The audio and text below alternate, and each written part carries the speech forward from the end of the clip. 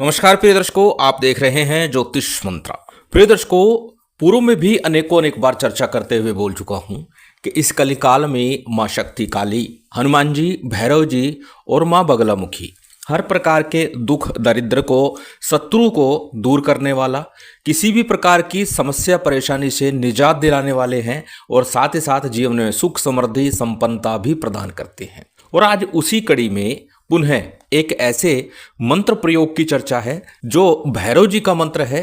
इस मंत्र के माध्यम से भैरव जी प्रत्यक्ष भी होते हैं, परंतु अनेक बार चर्चा करते हुए बोल चुका हूं कि प्रत्यक्षीकरण तब होगा जब आपकी साधना का बल होगा, आपके मंत्रों की ऊर्जा इतनी अधिक हो कि आप देवता को प्रत्यक्ष कर सके। शास्त्रों में, ग्रंथों में 11 दिवस का विधान है, 21 दिवस का विधान है।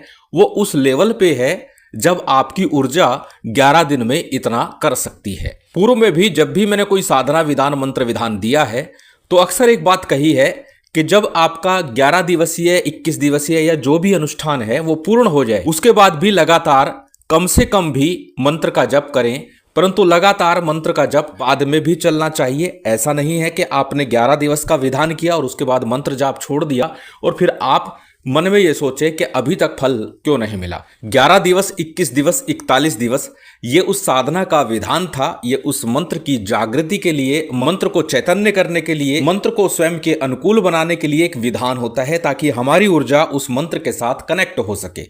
उसके बाद हमें उस मंत्र का फल मिलता है। परंतु यदि हम उसे छोड़ देते हैं तो ऊर्जा क्षीण हो जाती है। इसीलिए मंत्र का जप लगातार चलते रहना चाहिए। देखा देखी मंत्र का जप नहीं करें कि उसे इस मंत्र के जाप से लाभ मिला तो मैं भी यही कर लूं। हर व्यक्ति की ऊर्जा अलग होती है, ऑरा अलग होता है। हर व्यक्ति के लिए मंत्र अलग होता है। जैसे कि कोई व्यक्ति बीमार है तो उसकी चिकित्सा के लिए, एक ही रोग के लिए अलग अलग व्यक्ति के लिए अलग अलग दवा का विधान भी किया जाता है। उसी प्रकार प्रत्येक मंत्र की ऊर्जा भी हर व्यक्ति के लिए अलग प्रकार से कार्य करती है। तो इस बात को भी अच्छे से समझ ले। और पूर्व के अनेकों वीडियो में इस प्रकार की जानकारी दी गई है। शीघ्र ही ओरा मंडल के ऊपर और साथ ही किस नाम से, किस राशि से, किस मंत्र का कनेक्शन शीघ्र बन जाता है जिससे कि हमें शीघ्र फल की प्राप्ति होती है, इस विषय पर शीघ्र वीडियो देने का प्रयास करूंगा और संभव हुआ तो लाइव आकर ही उस विषय पर प्रकाश डालूंगा। बात कर रहे हैं आज के मंत्र विधान की। भैरव जी का यह मंत्र प्रत्यक्षीकरण के लिए भी है, साथ ही साथ शत्रु का विनाश हो, किसी कार्य की सिद्धि हो, मनोकामना की पूर्ति हो। अर्थात जब मंत्र प्रत्यक्षीकरण के लिए है तो सोच सकते हैं, समझ सकते हैं कि इस मंत्र की ऊर्जा क्या है, इस मंत्र का बल क्या है। अत्यंत प्रभावी ये मंत्र है। प्रथम तो जब आप पूर्ण श्रद्धा विश्वास के साथ करते हैं तभी मंत्र का फल मिलता है। अपने इष्ट पर, अपने गुरु पर और जिस मंत्र को आप कर रहे हैं उस पर पूर्ण श्रद्धा विश्वास हो तो ही मंत्र का फल शीघ्र प्राप्त होता है। तो चलिए अधिक विलंब न करते हुए जान लेते हैं आज के मंत्र विधान को। अत्यंत सरल भी है, क्लिष्ट भी है। सरल इसलिए क्योंकि इसमें बहुत अधिक विधान नहीं है। क्लिष्ट इसलिए क्योंकि आपका पूर्ण मनोयोग, एकाग्रता इस मंत्र के लिए अनिवार्य होगी। प्रथम बात करेंगे साधना के लिए सामग्री की। प्रिय दर्शकों, साधना की संपूर्ण सामग्री लिखित में दी जाती है और लगभग सभी चीजें लिखित में देने का प्रयास करता हूं ताकि आप लोगों के कम से कम संशय बने, प्रश्न बने, पूछने का अवसर यदि आपको नहीं मिलता या मुझे जवाब देने में विलंब हो जाए तो आपका कार्य अधूरा ना रहे, आप अपनी साधना, अपना प्रयोग जारी रख सकें। इसलिए वीडियो को सुनने के साथ साथ देख भी लीजिए ताकि यदि कोई संशय है तो लिखित रूप में आपको मिल जाएगा कि यह प्रयोग कैसे किया जाना है, इसमें सामग्री किस प्रकार की है, दिशा कौन सी है, माला या वस्त्र किस प्रकार के हैं, वो सब लिखित में दिया जाता है। सामग्री सभी स्क्रीन पर दी जा रही है। सात्विक विधान के लिए और तामसिक विधान के लिए दोनों सामग्री है। जहां पर मांस, मदिरा आदि का प्रयोग है वहां पर उसके स्थान पर क्या प्रयोग करें यह भी आपको लिखित में दे दिया गया है। फिर भी यदि कोई संशय बनता है तो कमेंट कर सकते हैं।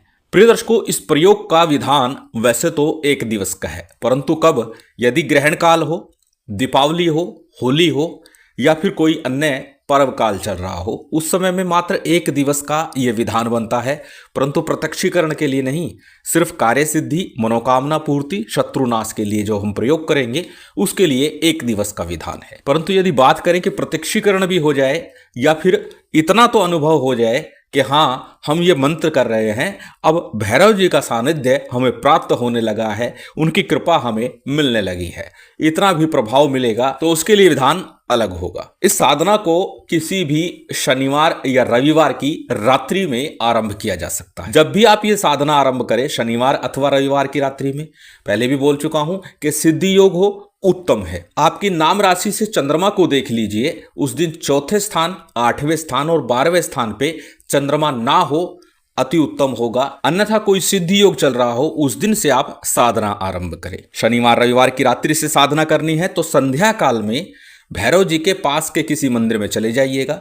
अगर कोई स्थान नहीं मिलता है तो पीपल वृक्ष के नीचे चले जाइएगा। वहां पर आपको 2 दही बड़े लेकर के जाने हैं, 2 इमरती या लड्डू लेकर के जाने हैं। इमरती या लड्डू जो भी लेकर के जाएं, उसके साथ 2 लौंग रख दीजिएगा।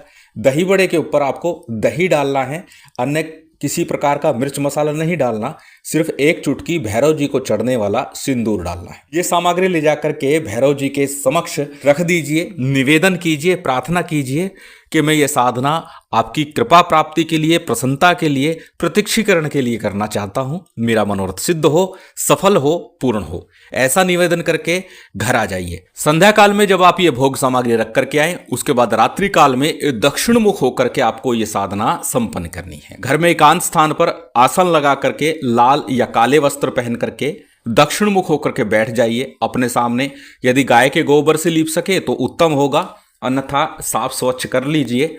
और फिर वहां पर आटे से अथवा सिंदूर से ही त्रिकोण बनाना है। त्रिकोण किस प्रकार बनाना है, स्क्रीन पर आपको दिखाई दे रहा है। इस प्रकार से आपको त्रिकोण का निर्माण करना है। त्रिकोण के मध्य में आपको दीपक रखना है। दीपक चौमुखा हो अति उत्तम, अन्यथा 1 बत्ती का दीपक भी चलेगा तो भी आपके कार्य की सिद्धि होगी। आपको भैरव जी का सानिध्य आशीर्वाद प्राप्त होगा। इतनी तैयारी होने के बाद में सबसे पहले थोड़ा शुद्धि आचमन कर लीजिए हमेशा की तरह।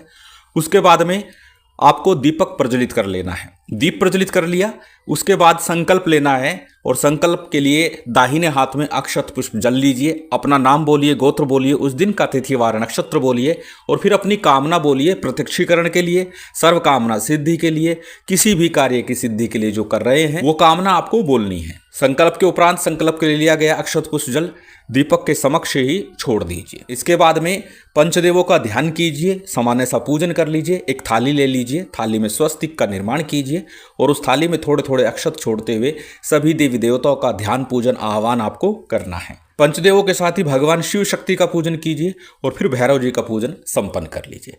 जो भी सामान्य सा आपको पूजन विधान आता है उतने से ही कर लीजिए। जब आपने सभी का पूजन विधान संपन्न कर लिया, उसके बाद में आपको गुरु गणेश के मंत्र का जप करना है। मंत्र जाप से पूर्व ही रक्षा घेरा लगा लीजिएगा, क्योंकि ये मंत्र थोड़ा उग्र प्रवृत्ति का है, इसलिए रक्षा घेरा अनिवार्य रूप से लगा लीजिएगा। रक्षा मंत्र पूर्व में अनेक बार दे चुका हूं, पुनः एक बार स्क्रीन पर मां काली का रक्षा मंत्र दे दिया है। इस रक्षा मंत्र से आप रक्षा घेरा लगा सकते हैं और यह स्वयं सिद्ध और पूर्ण समर्थ रक्षा मंत्र है, निश्चित रक्षा करता है। रक्षा घेरा लगाने के बाद 1 माला गणपति मंत्र की, 1 माला गुरु मंत्र की करनी है और उसके बाद 1 ही माला आपको आज का जो मूल मंत्र है इसकी करनी है। यदि ग्रहण काल दीपावली होली की रात्रि में कर रहे हैं तो फिर आपको 11 माला का जप करना है और 11 माला जप के बाद में दशांश यानी 1 माला का हवन करना है। परंतु यदि आप 11 दिवस या 21 दिवस का विधान कर रहे हैं तो नित्य 1 माला करनी है और अंतिम दिन 1 माला का हवन करना है। इस प्रकार यह विधान आपका चलेगा। गणपति मंत्र के रूप में गणपति जी का कोई भी एक मंत्र, ओम गंग गणपति नमः, ओम गणेशाय नमः, ओम वक्रतुंडाय नमः, ओम विघ्नेश्वराय नमः, जो भी आप सहजता सरलता से जप सके उस एक मंत्र का जप करना है। बात यदि करें गुरु मंत्र की तो गुरु दीक्षा के समय मिला मंत्र गुरु मंत्र है, अथवा भगवान शिव के पंचाक्षरी मंत्र या गुरु गोरखनाथ जी के ओम गुरु गोरक्षनाथाय नमः इस मंत्र का जप कर सकते हैं। उत्तम तो यही होगा कि गुरु दीक्षा के बाद ही इस मंत्र का जप किया जाए तो शीघ्र आपको प्राप्ति होगी, सिद्धि मिलेगी। परंतु इस मंत्र का अपना प्रभाव है, चाहे गुरु दीक्षा ली हो अथवा ना ली हो, यदि करेंगे तो लाभ मिलेगा। जब गणेश गुरु मंत्र का जब पूर्ण हो जाएगा उसके बाद आज का जो मंत्र है वो साबर मंत्र है। और साबर मंत्रों की चर्चा होती है तो बार बार बोलता हूं कि साबर सिद्धि मंत्र का 11 बार जप आरंभ में अवश्य ही करना चाहिए जब भी आप साबर मंत्र का जप करते हैं। साबर सिद्धि मंत्र पुनः आपकी स्क्रीन पर है, इसे नोट करके रख लीजिए और प्रत्येक साबर मंत्र की साधना में इसका 11 बार जप अवश्य कीजिए। साबर सिद्धि मंत्र का जप पूर्ण कर लिया, उसके बाद आज का जो मूल मंत्र है इसकी एक माला का जप करना है। मंत्र थोड़ा विस्तारित है। इससे पहले भोजपत्र के ऊपर सिंदूर चमेली तेल से लिख लीजिएगा और उसके बाद इसको सामने रख करके जप कर लीजिएगा। यदि मंत्र को कंठस्थ कर सके अति उत्तम होगा, क्योंकि कंठस्थ करके जब मंत्र जाप करते हैं तो मंत्र में पूर्ण ध्यान लगता है, मन लगता है। मंत्र अत्यंत सरल आपकी स्क्रीन पर है, स्क्रीनशॉट ले सकते हैं, किसी कॉपी नोटबुक में नोट कर सकते हैं।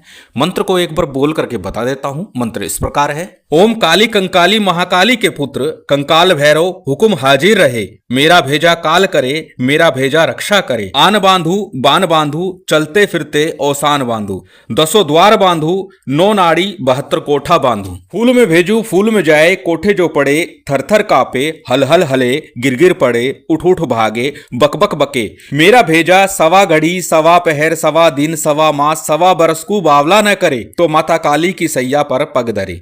वाचा चूके तो उमा सूखे, वाचा छोड़ कुवाचा करे, तो धोबी की नाद चमार के कुंड में पड़े। मेरा भेजा बावला ना करे, तो रुद्र के नेत्र की ज्वाला कढ़े, सिर की लटा टूट भूमि पे गिरे, माता पार्वती के चीर पर चोट पड़े। बिना हुक्म नहीं मारना हो, तो काली के पुत्र कंकाल भैरव, फूरो मंत्र ईश्वरो वाचा, सत्य नाम आदेश गुरु जी का। जैसे कि बताया मंत्र थोड़ा विस्तारित है, परंतु प्रयास करेंगे तो याद भी हो जाएगा।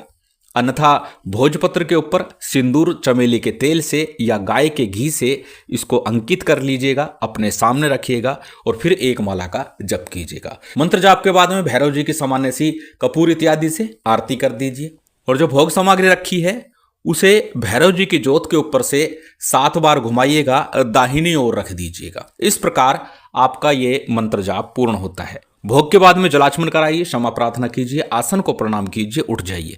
कार्य सिद्धि की बात हो तो मात्र 11 दिन। फिर जीवन में जब भी इस मंत्र का प्रयोग करेंगे किसी भी कार्य सिद्धि के लिए, तो इस मंत्र का 11 बार जप भी पर्याप्त होगा। यदि अन्य किसी मनोकामना पूर्ति की बात कर रहे हैं, शत्रु विनाश की बात कर रहे हैं, तो इस मंत्र का 11 या 21 दिवस का अनुष्ठान होता है। अब मैंने आरंभ में ही कहा कि आपके मंत्र की ऊर्जा आपकी साधना के बल पर निर्भर है कि आपको 11 दिवस में फल मिल जाएगा या 21 दिवस में फल मिलेगा। पूर्ण एकाग्रता मनोयोग के साथ मंत्र का जप करेंगे तो शीघ्र फल की प्राप्ति होती है। अत्यंत प्रभावी यह मंत्र विधान है।